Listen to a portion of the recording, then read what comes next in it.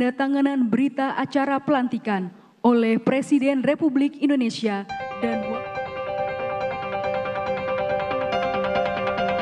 Prabowo Subianto dan Gibran Rakabuming Raka resmi menjadi Presiden dan Wakil Presiden RI 2024-2029. Dalam pidatonya, Presiden Prabowo Subianto mengingatkan para pejabat bekerja untuk rakyat, bukan untuk diri sendiri dan kerabat. Prabowo menegaskan kekuasaan adalah milik rakyat, karena itu rakyat harus bebas dari kemiskinan, kebodohan, penindasan, dan penderitaan. Kita harus selalu ingat, setiap pemimpin dalam setiap tingkatan harus selalu ingat, pekerjaan kita harus untuk rakyat.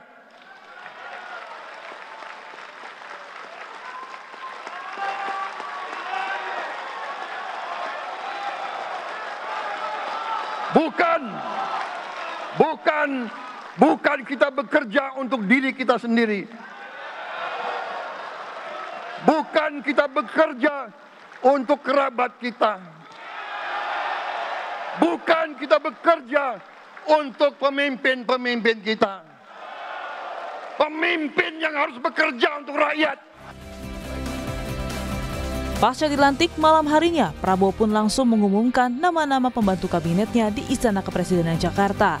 Total ada 109 orang anggota Kabinet Merah Putih. Sebagian menteri dan wakil menteri yang dipilih Prabowo Subianto merupakan mantan menteri era Kabinet Joko Widodo.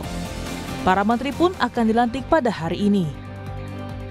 Bahwa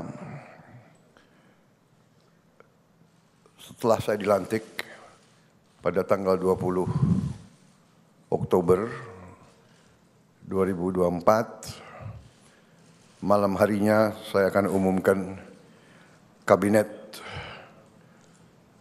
Pemerintah Republik Indonesia periode tahun 2024-2029 dengan kesepakatan para ketua umum koalisi kami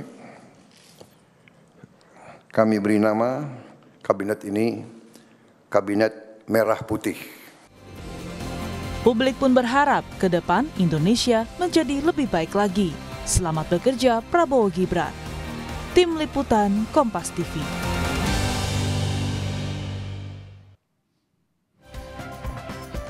Saudara Presiden dan Wakil Presiden Republik Indonesia Prabowo Subianto dan Gibran Rakabuming Raka hari ini akan melantik anggota kabinetnya, yakni Kabinet Merah Putih. Sejumlah harapan di pemerintahan baru pun disuarakan masyarakat. Dengan ditambahnya jumlah kementerian, bagaimana pemerintahan ke depan efisien mengentaskan pekerjaan rumah pemerintah sebelumnya.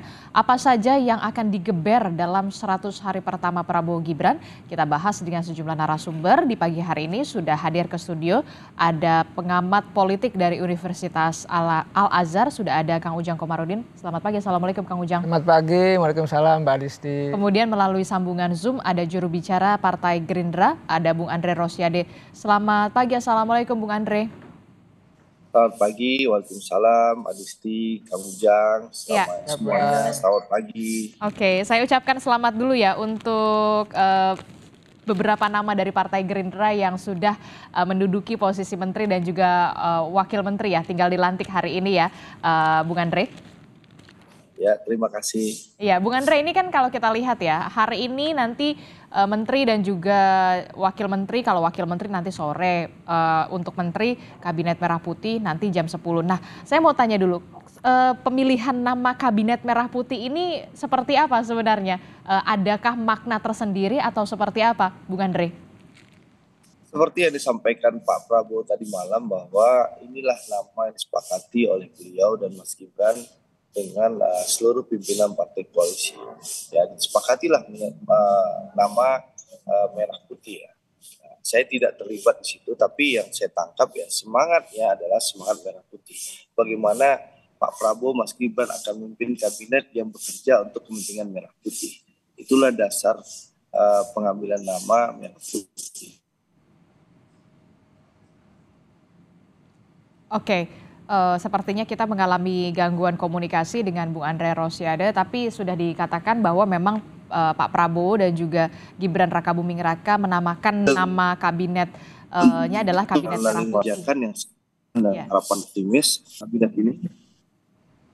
Ya, Oke, kita agak sedikit gangguan komunikasi kepada Bung Andre, nanti bisa diperbaiki sinyalnya kemudian Bung Andre, tapi saya ke Kang Ujang dulu. Kang Ujang, tadi malam kita sudah melihat bagaimana pengumuman dari Menteri dan juga Wakil Menteri yang akan membantu Presiden Prabowo dan juga Wapresnya, Gibran Rakabuming Raka 5 tahun ke depan. Apa yang bisa dicermati soal Kabinet Merah Putih ini? Ya tentu saya mengapresiasi apa yang dilakukan Pak Prabowo ya, gercep gitu, gaspol. Ya kita tahu bahwa periode yang lalu Pak Jokowi itu melantik menteri di tanggal 23 kalau nggak salah. Artinya 3 hari setelah pelantikan. Nah ini langsung ya, malamnya diumumkan, hari ini akan dilantik. Saya meyakini bahwa Pak Prabowo ingin melakukan percepatan-percepatan dalam konteks merealisasikan janji-janji kampanye beliau gitu kan. Karena bagaimanapun optimisme publik, harapan publik kepada Pak Prabowo tinggi. Bukan hanya suaranya yang tinggi ketika pemilu yang lalu ya, tapi ketika survei saat ini harapannya tinggi kepada kepemimpinan Pak Prabowo. Oleh karena itu harus dijawab tantangan itu dengan kinerja yang baik dari kementeriannya ini. Nah, kinerja yang baik dan cepat. Ya dan cepat ya, karena tidak ada waktu lagi Mbak Adisti. Kalau kita lihat 5 tahun kepemimpinan Pak Prabowo itu paling efektif bekerja 3,5 tahun. 3 tahun. Habis itu kan pemilu, 16-18 ya persiapan pemilu. Oleh karena itu ya, kalau tidak gercep, kalau tidak gaspol ya akan lama. Apalagi mohon maaf ya dengan gemuknya gitu ya kabinet itu kan ada penyesuaian birokrasi, penyesuaian lain sebagainya. Dan ini menjadi tantangan awal dari Prabowo Gibran untuk katakanlah secara serius berkomitmen untuk kepentingan publik begitu. Kenapa kemudian Anda melihat Kabinet Merah Putih ataukah memang Kabinet Merah Putih ini menggambarkan semua perwakilan ini ada dari ujung barat Indonesia sampai ujung timur Indonesia? Ya kelihatannya ke sana ya. Kita lihat teman kita ya, ada yang dari Kompas juga masuk. Itu kita turut bahagia. Lalu juga dari Papua gitu ya. Banyak. Nah lalu juga saya lihat dari keterwakilan Ormas juga. Yang biasanya misalkan hanya Muhammadiyah, hanya NU. Sekarang ada Persis, Persatuan Islam juga terwakili. Ya, saya lihat dipanggil jadi Wamen gitu. Nah lalu juga dari Batam MU, Muslimat juga ada diwakili. Jadi kelihatannya memang menggambarkan dari kenusantaraan ya, keindonesiaan, keterwakilan dari semua komponen masyarakat atau komponen etis di Indonesia ataupun komponen daerah dan wilayah. Saya rasa ini menjadi sesuatu yang bagus kalau itu dirancang, diorkestrasikan dengan baik. Koordinasi yang benar-benar baik dan apik. Ya betul, makanya saya selalu mensyaratkan gitu, kalau jadi menteri itu kan bukan hanya ke atas, bukan hanya ke bawah, tapi bagaimana horizontal, hubungan antar kelembagaan itu harus dibangun. Koordinasi, sinergitas itu harus betul-betul dibangun. Karena gini, pengalaman saya kenal dengan beberapa menteri gitu. Di birokrasinya saja misalkan itu agak sulit tuh. Dirjen gitu, deputi itu agak sulit untuk bekerja sama, apalagi dengan kementerian lain. Makanya data-data itu selalu berbeda, Mbak. Data itu di Badan Pusat Statistik seperti apa, di Kementerian Sosial seperti apa. Makanya data-data itu tidak ada yang akur, tidak ada yang cocok. Nah, oleh karena itu tadi ini menjadi tantangan gitu, walaupun kelihatannya mudah, ya tapi harus betul-betul diseriusi komitmen itu untuk bahwa menteri harus tadi bekerja sama dengan baik. Apalagi belum lagi persoalan birokrasi. Nah, ini yang menjadi catatan saya. Kita reformasi Mbak 26 tahun, salah satu yang belum tersentuh itu adalah birokrasi. Selalu menekan reformasi birokrasi, selalu ada, dan kementerian pun ada. Kementerian reformasi birokrasi gitu ya. Tetapi tidak pernah tersentuh ini. Misalkan dari dulu netralitas ASN gitu, tapi tidak pernah terjadi. Lalu di belakang layar main gitu. Camat-camat jadi tim sukses, kepala dinas jadi tim sukses. Nah, ini harus ditata kembali bagaimana menjadikan birokrasi di kementerian itu lebih efektif, lebih bekerja untuk kepentingan publik seperti itu. Karena prinsipnya kalau bicara birokrasi ada pelayanan terbaik bagi masyarakat Indonesia begitu. Oke, saya coba menghubungi lagi ke Bung Andre Rosiade. Bung Andre? Ya. Oke, aman ya Bung Andre ya? Aman. Oke, Bung Andre, tadi kita membahas soal bagaimana Kabinet Merah Putih yang tadi Anda sebutkan, sebenarnya pemilihan Kabinet Merah Putih ini sudah disetujui oleh koalisi juga ya, benarkah demikian ya? Partai politik koalisi. Betul, bahwa seperti yang disampaikan Pak Prabowo tadi malam sebelum mengumumkan nama kabinet, kan beliau menjelaskan bahwa nama kabinet ini adalah Kabinet Merah Putih, di mana nama ini juga sudah disetujui oleh para ketua umum partai pendukung koalisi Pak Prabowo dan Mas Gibran. Dan saya rasa nama ini nama yang baik ya, merepresentasikan semangat merah putih ya, semangat kabinet ini Pak Prabowo dan Mas Gibran bersama kabinet untuk bersama-sama memimpin negara dan bangsa untuk kepentingan merah putih. Ya, ini kepentingan bangsa dan negara. Jadi dari nama saja kita sudah merasakan semangat dan suasana yang akan terlihat bahwa kabinet ini akan bekerja keras, ya, tidak perlu omong-omong lagi, tapi memang nanti setelah dilantik jam 10 para menteri, lalu siang menjelang sore para wamen, lalu besok para kepala badan, dan insya Allah tanggal 23 ada rapat kabinet perdana, dan lanjutkan nanti ada dalam beberapa hari mungkin tanggal 25, 26, 27 akan ada pembekalan lagi di Akmil di Magelang. Dalam rangka membangun chemistry, dalam rangka membangun semangat kerja, sehingga nantinya setelah tanggal 27 atau tanggal 28 teman-teman menteri ini langsung gaspol gitu. Langsung gaspol. Kenapa langsung gaspol? Karena memang harapan publik begitu tinggi. Kita lihat survei Litbang Kompasnya Adisti itu kan ada 75% masyarakat yang percaya dan yakin Pak Prabowo mampu, dan itu harus dibuktikan bukan dengan omong-omong tapi dengan eksekusi. Dan alhamdulillah ya Pak Prabowo ini didukung transisi yang sangat mulus oleh Pak Jokowi. Kalau presiden-presiden sebelumnya menyusun anggaran itu kan setahun setelah mereka dilantik. Nah, Pak Prabowo karena bagian keberlanjutan dari Pak Jokowi itu dibantu oleh pemerintah Pak Jokowi di ujung akhir pemerintahan Pak Jokowi. APBN 2025 itu disesuaikan dengan kebutuhan pemerintahan Pak Prabowo, sehingga janji Pak Prabowo contoh badan makan gizi, makan siang bergizi gratis. Nah, itu bisa dieksekusi di Januari 2025 ini. Karena apa? Karena sudah disiapkan di APBN 2025 ada senilai 71 triliun. Memang tidak 82 juta anak langsung, tapi programnya sudah mulai berjalan. Nah, itu pertama. Yang kedua adalah, ya contoh, yang kedua adalah Pak Prabowo apa sih janjinya? Beliau akan bikin apa? Dan itu ditegaskan dalam pidato beliau. Akan menciptakan kedaulatan pangan. Kita akan swasembada pangan. Kalau perlu nanti setelah 4-5 tahun kita menjadi lumbung pangan dunia. Kan itu disampaikan Pak Prabowo. Nah, itu tidak semata angan-angan atau omong-omong, tapi apa? Di APBN 2025 itu sudah ada anggaran 15 triliun untuk apa? Intensifikasi sawah yang ada dan juga cetak sawah sekitar 150.000 hektar. Ada anggarannya 15 triliun. Jadi semuanya sudah disiapkan, semua sudah direncanakan, termasuk dari penyusunan menteri, ya susunan menteri, dan juga APBN 2025 yang sudah disiapkan dan sudah disahkan oleh DPR, sehingga insya Allah kabinet ini bisa langsung bekerja. Ya, memang saya pahami mungkin sebagian masyarakat menganggap ini terlalu gemuk, ya tentu jumlahnya lebih banyak. Tapi jangan lihat jumlah atau gemuk ya, tapi bagaimana lihat kinerja kabinet ini, nanti insya Allah akan lebih efektif dalam rangka mencapai target dan tujuan pembangunan. Nah, bicara soal anggaran, ya ini akan ada pemborosan. Nanti Adisti kan bertanya jumlahnya begitu besar dan gemuk. Saya ingin jawab, APBN 2025, ya kabinet ini akan menggunakan APBN 2025 yang disahkan oleh pemerintahan Pak Jokowi. Insya Allah akan kita pergunakan secara efektif dan prudent. Begitu, Adisti. Oke, ini kan kalau tadi Anda juga sempat menyinggung karena memang dari segi jumlah kalau tidak salah ada 109 ya di jajaran menteri, wakil menteri dan juga kepala badan. Ini bukan hal yang mudah tentu saja untuk koordinasi. Koordinasi harus krusial sekali, benar-benar krusial sekali. Apakah kemudian itulah yang menjadi tantangan tersendiri bagi Pak Prabowo dan juga Mas Gibran sampai harus juga mengadakan pembekalan di Magelang untuk menyamakan visi misi presiden dan wakil presiden termasuk soal janji kampanye? Ya, jadi Aristi, ini kan kita mau melakukan gerak cepat. Bagaimana pemerintahan Pak Prabowo ingin eksekusi, bukan sebatas omong-omong apalagi menciptakan narasi-narasi. Nah, untuk itu tentu semua harus dipersiapkan.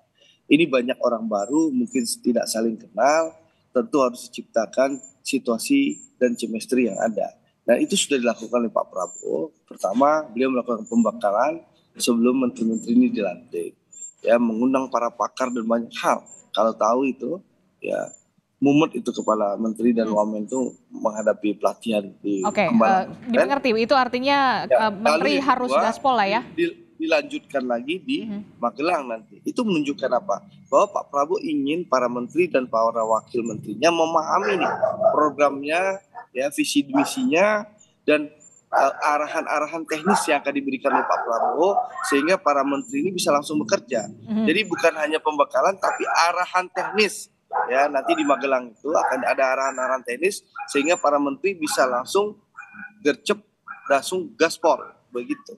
Oke, di Magelang akan ada arahan teknis kepada para menteri dan juga wakil menteri begitu ya. Nah, ini kan kalau kita tahu ya, Bung Andre, apakah dengan kabinet yang kementeriannya ini lebih difokuskan? Karena ada kementerian yang kemudian bahkan dipecah, satu kementerian tadinya bisa dipecah menjadi 3. Kemudian apakah ini jika kita tidak ingin hanya menyebutnya dipecah, ini akan mempertegas pembagian kerja Prabowo Gibran atau seperti apa?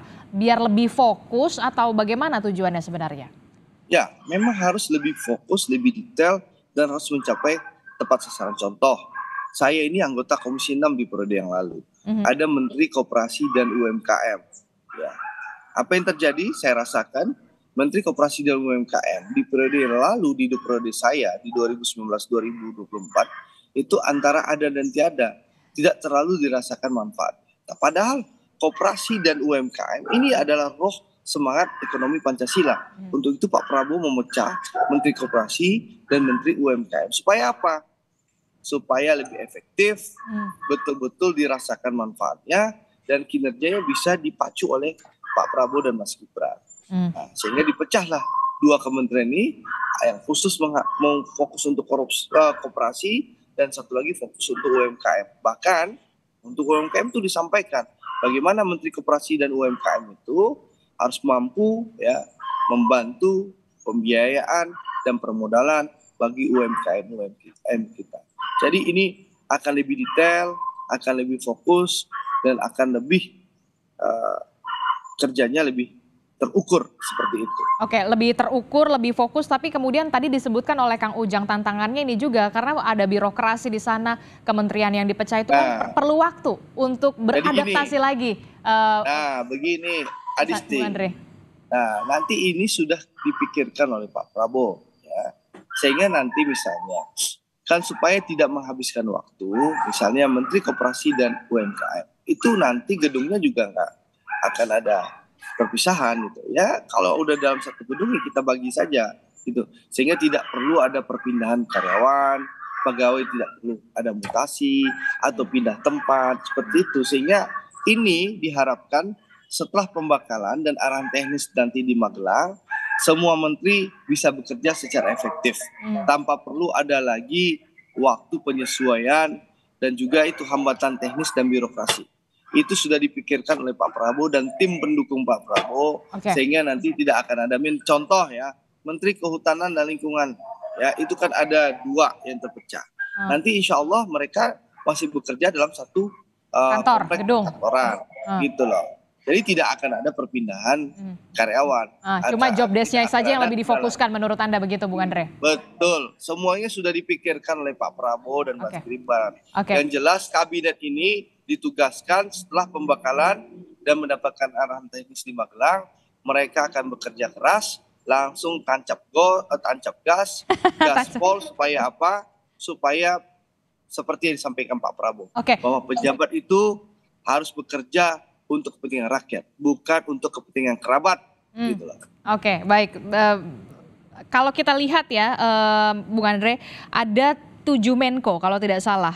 Menko bidang politik dan keamanan itu dijabat oleh Pak Budi Gunawan, Menko bidang hukum, HAM, imigrasi dan pemasyarakatan Yusril Iza Mahendra, Menteri Koordinator bidang perekonomian Erlangga Hartarto, Menteri Koordinator bidang pangan ada Pak Zulhas, Menko Bidang Pembangunan Manusia dan Kebudayaan ada Pak Pratikno, Menko Bidang Pemberdayaan Masyarakat ada Pak Muhaimin Iskandar, Menko Bidang Infrastruktur Pembangunan dan Kewilayahan ada Mas Agus Harimurti Yudhoyono. Saya mencatat ada 3